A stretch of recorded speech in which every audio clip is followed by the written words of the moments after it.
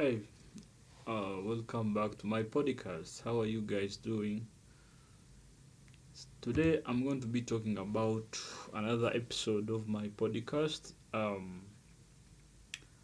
thought maybe today I should talk about something that everyone has been talking about over the past years. And so today I'm going to be talking about a lot of things, but basically it's going to be about YouTube money and everything. Yo, what's good, everybody? Welcome back to another episode of Mr. EVIOMATIC Podcast. This is episode 5, and today I want us to have a very honest conversation, not just a motivational speech, not one of those you wake up at 4 a.m. and become a millionaire videos. No. Today I'm talking about something I personally experienced, something that I honestly, for a long time, I wasn't even sure it was real. I'm talking about YouTube money. Yeah, you hear people online saying, "Bro, I made 5k uh, on YouTube. I made 10k on YouTube. I made money from my AdSense." And sometimes you're sitting there thinking, okay, but is this really actually happening? Because when you're in Uganda, you are working, hustling, looking for opportunities, trying to survive, build something. Sometimes these internet success stories can sound like another planet. You see someone on the internet making money from videos and you are like, maybe that is for Americans. Maybe that is for big creators. Maybe you need millions of subscribers. Maybe you need expensive cameras. Maybe you need a studio. So, like, you have a lot in your head. But today, I want to tell you something. I saw it myself. I experienced it myself, and that's why my mindset about YouTube has completely changed. My name is DJ Evio Promix, and you're watching the Mr. Eviomatic Podcast. So if you're watching right now, get comfortable because I'm going to take you through my journey where I started, what I believed, what happened when the views started coming, what happened when the money started appearing, the mistakes I made, the lessons I learned, and most importantly, why I'm changing the way I create content now. Let's get into it. This is the first part. I didn't really believe YouTube money was real. I didn't believe it. For sure, I didn't. I had so many successful stories about someone getting paid, waiting for a payment, receiving either a transfer, and I wasn't sure it was real. Let me take you back. Before all these numbers you are seeing right now, before all these subscribers you are seeing, before the analytics started looking crazy, before people were asking me for part 2, before I was looking at YouTube Studio every time, like every 5 minutes I wasn't even bothering to check the YouTube Studio app. I was just another person trying to figure things out. So I have always been interested in technology, as you see. I like computers, I like movies, music, editing, and content. And I've been hustling around these things for years. But YouTube was just another idea and it was different. I knew people were making money, but knowing something and actually experiencing it are two completely different things. You can hear someone say YouTube pays, okay? But when you have never received that money yourself, part of your brain is still saying, hmm, you know, you don't fully believe it.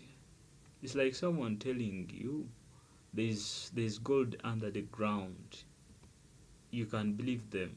But the day you actually dig and see the gold, your brain changes completely. That's what happened to me. And one thing I've learned is that sometimes you don't need motivation. You need evidence. You need evidence because evidence changes your mindset. When I started seeing the views increase, I started thinking, wait a minute.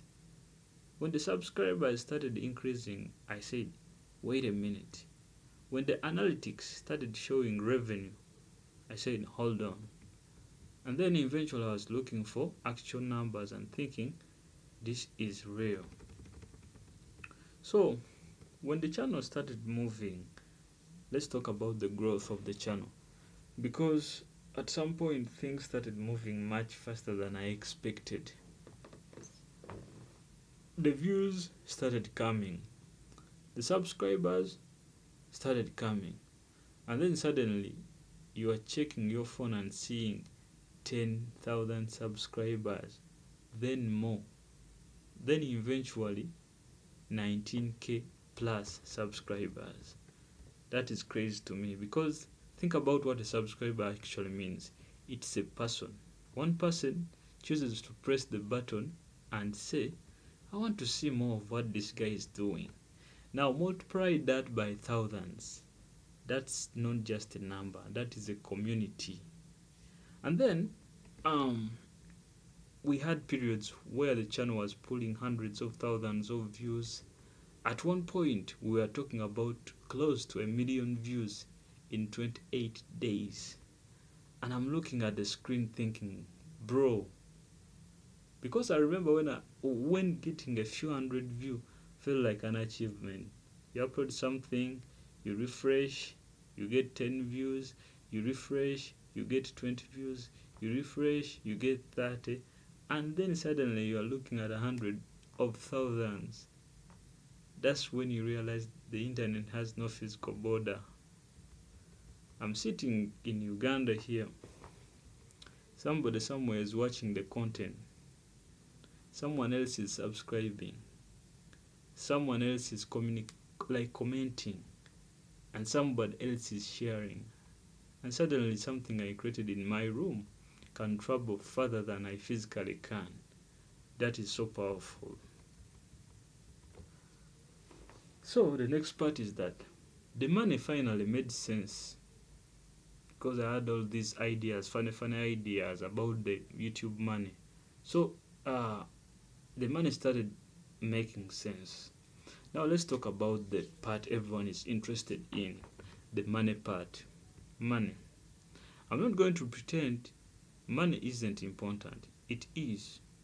Money pays rent, money buys equipments, money supports family, money allows you to reinvest, and money gives you options. So yes, money matters. But here's what was interesting for me. When I started seeing the revenue numbers, I didn't immediately think I'm rich. No. My first reaction was, is this actually real? Because you have spent years hearing about online income. Then suddenly you see your own dashboard showing actual revenue. And I remember thinking, wait, can I actually make money from this? That was a serious mental shift. And then you see the numbers adding up a little, then more, then more. And eventually you are looking at figures you never even thought you would see coming from a website where you upload videos. At one point I was talking about millions of Ugandan shillings coming through in a short period. And honestly, that feeling is difficult to explain, because it's not just the money, it's what the money represents. It represents proof. Proof that the thing you were doing wasn't completely crazy. Proof that your time wasn't completely wasted. Proof that the internet can actually create opportunities. And I remember thinking, if this is possible, what else is possible? That's the question that changed everything. So, then I learned the other side. Now here is what I need to be honest with you. Because when things started working, or when things start working, you can get excited. And when you get excited, sometimes you become careless. You see views, you see subscribers, you see money, and your brain says, more. That's what creators can get themselves into trouble. I learned that. I had content involving movies, and yes, people loved it. The audience wanted more. Someone watches part 1, then immediately asks for part 2. Another person, where is part 2? Another, upload part 2 now. And you start feeling that pressure. You know that pressure when people are asking for stuff. You think these people want this content? You think these people want this content. But here's the problem.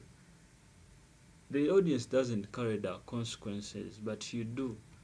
If your channel gets a problem, the person commenting part 2 isn't sitting in your house worrying about your channel. They are just waiting for entertainment. And I had to learn that. I had copyright issues. I had community guidelines problems. I had monetization problems. And eventually, I had to stop and ask myself, what exactly am I building? Am I building something that can last? Or am I just chasing today's view? That was a serious question. Two strikes wake up. The two strikes wake up call. These are the strikes that I got. There were 2. So even right now, I'm still dealing with like 2 community guideline strikes. I currently have had to deal with them up to now. And I'm not going to sit here and act like I'm proud of that. No. Those things scared me, because when you build something for years and realize how quickly it can be damaged. Imagine building a house brick by brick. You spend years building. Then suddenly someone tells you, be careful, you could lose the whole thing. That's what it felt like. And that's when I started taking the situation seriously. Because at first you think, other people are uploading these movies. Then you look around, someone else has uploaded it. Someone else is doing it. Someone else has had thousands of views, and you think, why can't I? But here's something I learned. Someone else's channel is not your protection. Quote me well. Let me repeat this. Someone else's channel. Or if you see other content on some other people's channel, it is not your protection. It's not your channel's protection. Don't think that if you upload something from a different channel, your channel will be safe. It won't be safe, because you have copied it from somewhere and you put it on your own channel, right? So you don't know what the permission they have for them to post it. You don't know what agreements they have. You don't know whether they will be taken down tomorrow. You don't know their history, okay? You don't know their situation. So I stopped using other people's channels as my standard. I started looking at my own risk, and that changed my thinking. So a few weeks ago, I had to check my channel very well, because it had a lot strikes, community guidelines. Well, I didn't mean, it wasn't intentional for me to get all of this stuff happening on my channel in the background. It wasn't intentional, but it just happened, because we learn through the lessons that we go through. So I didn't even know how impactful these things would be for my channel, because you learn through lessons that you get. But it was crazy for me, because I had never seen things like a warning, a copyright strike warning, the 90 days period, you wait. It was all new to me. But lucky enough, I'm giving you all of these minutes free of charge, so that you don't go through the same mistake that I made.